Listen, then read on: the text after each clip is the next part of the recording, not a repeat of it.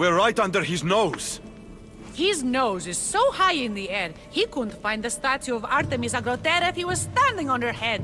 So Assassin's Creed Odyssey was officially confirmed at Ubisoft's E3 conference this year, and we learned a lot about it. The game is set for release on the 5th of October and has been in development for the last 3 years, developed mostly by the team that worked on Assassin's Creed Syndicate. One of the biggest things that we took away from the conference was that Assassin's Creed is going in a completely new direction. Now, while Assassin's Creed Origins could be said to be an action-adventure game with some RPG elements thrown in, it's safe to say that Assassin's Creed Odyssey is a full RPG set in an open world environment, and it looks like Assassin's Creed are going massively down the RPG route. So in some ways you could say that the new Assassin's Creed is more like a Bioware game than an Assassin's Creed game, and I think that is a fair statement to make, and these are some of my reasons why. So firstly, before we delve into the RPG elements, let's talk a little bit about the setting. So Assassin's Creed Odyssey is set in ancient Greece, specifically in 431 BC, set during the Peloponnesian War, which is a huge conflict between Sparta and Athens. It will include key historical figures, including Socrates and Hippocrates, to name but a few. What's most interesting about Assassin's Creed Odyssey is it's actually set before the events of Assassin's Creed Origins. So this is before the time of Bayek, and obviously before the time that the Assassin Brotherhood or the Hidden Ones were created. In this sense, I'm not sure whether this game could be called an Assassin's game, because actually in the game you are not an assassin, nor are you a Templar. Instead, you are a mercenary. You are a Spartan soldier that becomes entangled in this conflict between Sparta and Athens. It will still focus on the whole theme of chaos versus order, and the game is a continuation of the present day story. So we can expect to see Layla Hassan return, and obviously expect to see more in terms of how her story is going to progress. But given the fact that it's set before Bayek and before Assassin's Creed Origins, I'm not sure how many fans of the series will react to this. The fact that this is called Assassin's Creed Odyssey and you are not an assassin doesn't really sit well with me. I am quite a faithful Assassin's Creed fan, and in this game you're not even going to have access to the hidden blade. Instead, you have access to the tip of the spear of Leonidas, which was the king that led the 300 Spartans against the Persians, if any of you have seen 300. So you actually have access to a first civilization artifact, so you know, like the Apple of Eden, but you don't have a hidden blade and you're not an assassin.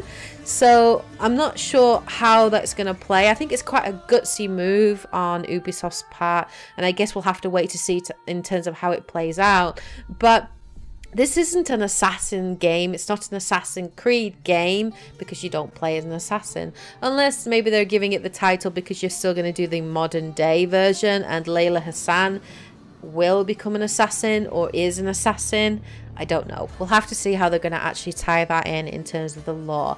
But let's talk about how the game is trying to evolve and change, and how this is more like a Bioware game than an AC game. Let's talk about the RPG elements. Now, the fact that this game is going down the RPG route is not that surprising, because the creative director of Assassin's Creed Odyssey is none other than Jonathan Dumont. And Jonathan Dumont is well known for the work that he did on World of Warcraft. He actually spent 7 years working on that title, so RPG is in this guy's blood. So it's not surprising that he's bringing in these elements. But in what ways is this an RPG title? Well, the first way that it's a full-on RPG is the fact that there is player choice, and that player choice starts right from the beginning of the game when you can choose your own character. So while you can't customize the look or name of your character, at the beginning you can choose to play either as a male or female character. The male character is called Alexios and the female character is called Cassandra. So this is exactly like Mass Effect, where you could choose as femme shepherd or male shepherd. Playing as a male or female character in Assassin's Creed is not new. We were able to do this in Assassin's Creed Syndicate, where you could either play as Evie or Jacob fry depending on circumstances, but it's the first time where we've been asked to make this decision at the beginning of the game and then obviously stick with that throughout the rest of the game. So the fact that we can play as a male or female and we have to make that choice is quite huge. The story will not change significantly, nor will your backstory.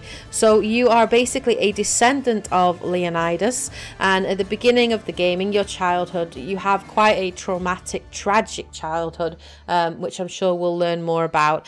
Something to do with a prophecy, and you were kind of thrown off a cliff and left for dead.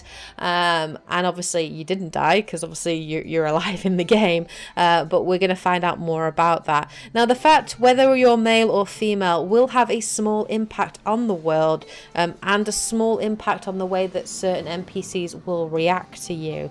But getting to choose your character is a huge RPG element, and obviously that's one example. The second example of RPG elements in this game is the dialogue choices.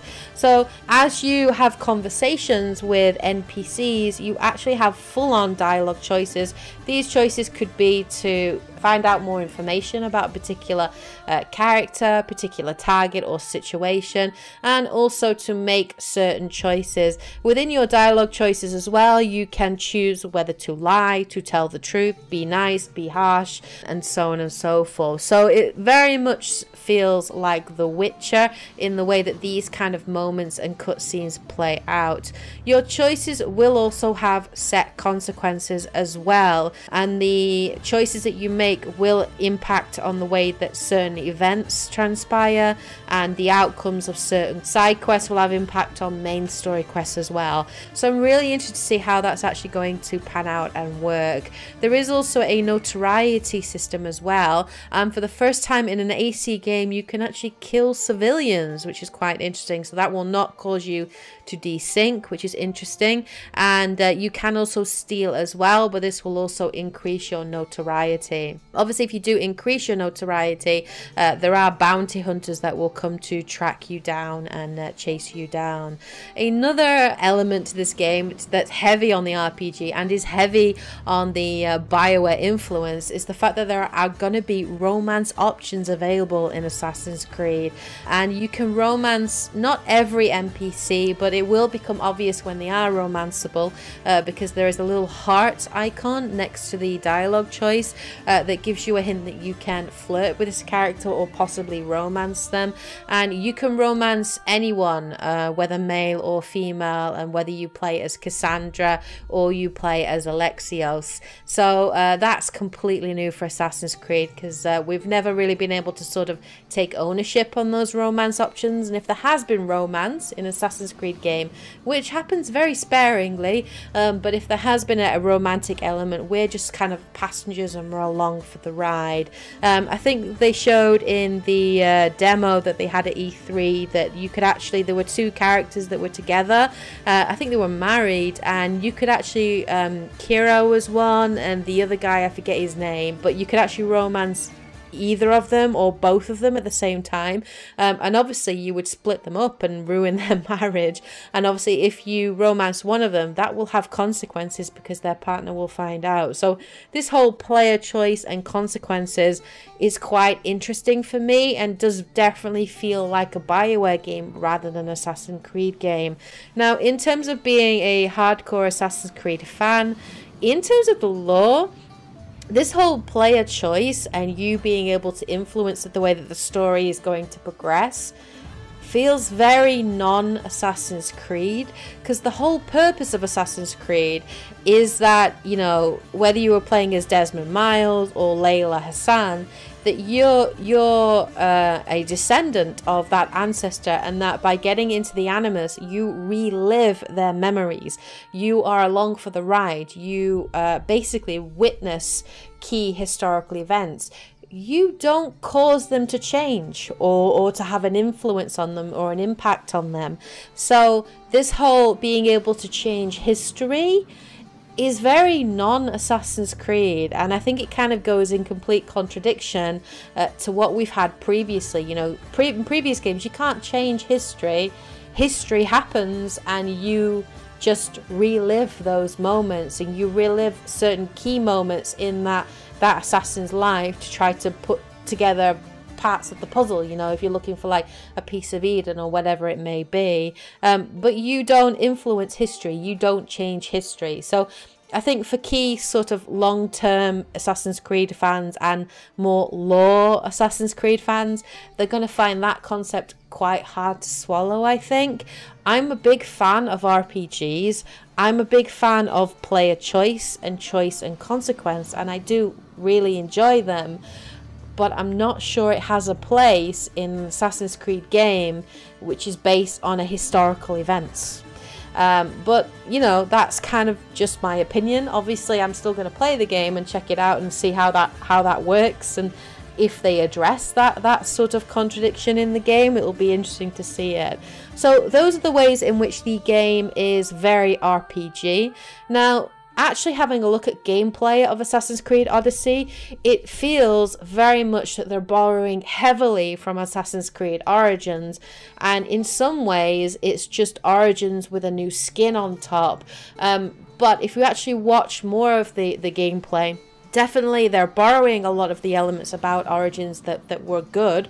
So the size of the map, the open world nature of it, the fact that the world is alive, all the interesting side quests and interesting NPCs, the exploration of the world, you know, traveling on foot, on horseback, on a raft, by boat. All these things are definitely in there. You know, the really robust combat system that was in Origins, the hitbox system that we had in Origins as well, is also in Assassin's Creed Odyssey, but it's very clear from the gameplay that it's been perfected, that it's been tweaked, and that it's been advanced a little bit more. And there are definitely more RPG elements to the combat. You can now actually map combat abilities to shortcut prompts.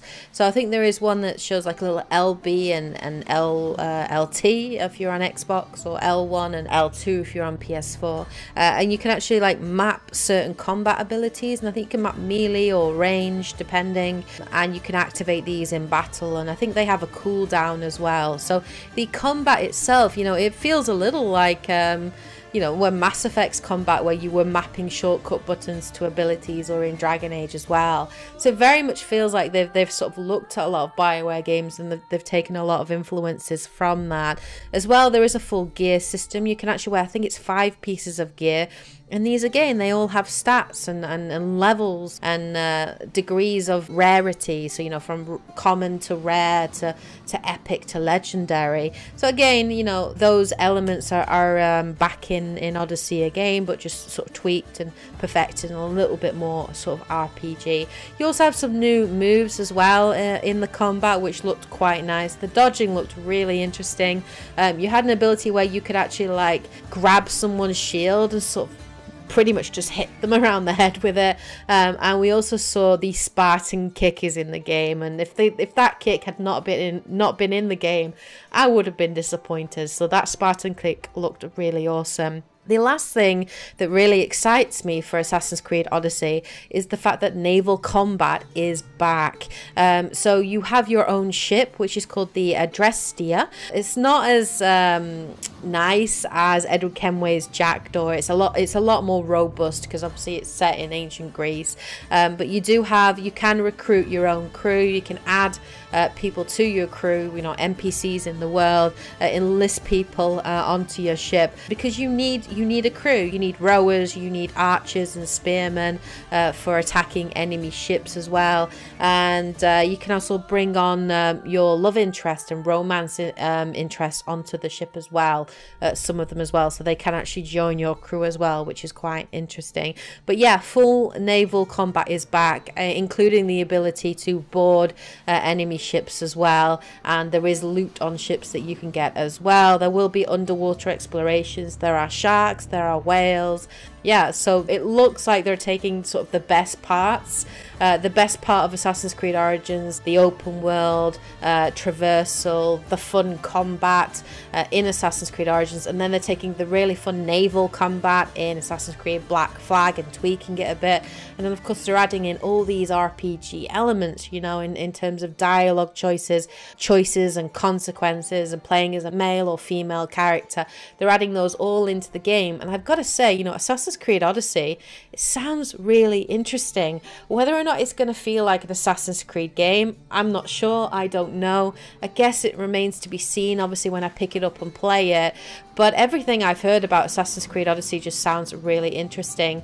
Now, I think for my first playthrough, I'm probably going to play as Cassandra, just because I've listened to both voice actors, and I prefer the voice actress that does Cassandra's voice. I think her delivery is quite good. She's very she's got nice sort of comic timing, this nice tone to it. She's quite passionate, and just sounds like I might enjoy her character more than I would the male Alexio. So I'm probably going to play as Cassandra when I pick up and play this game. But yeah, so that's everything that we know about Assassin's Creed Odyssey, everything that we learned at E3, and why this game feels more like a Bioware game than AC. Let me know what you think of this. What do you think of the direction that Ubisoft are going with Assassin's Creed? Are you a fan of it? Do you like the RPG direction that they're going in? Or are you more of an old school Assassin's Creed fan and would like them to sort of go back to what they do best? Let me know in the comment section below what your views are on this and what you generally think of the game. If there's anything that I've missed in this video and you think that would be interesting to discuss, of course put that in the comment section below, so we can get a really interesting conversation going. Anyway, I hope you guys enjoyed this video. If you did enjoy it, please hit the like button as always to show your support. Take care, guys and girls, and as always, happy gaming. Bye, guys.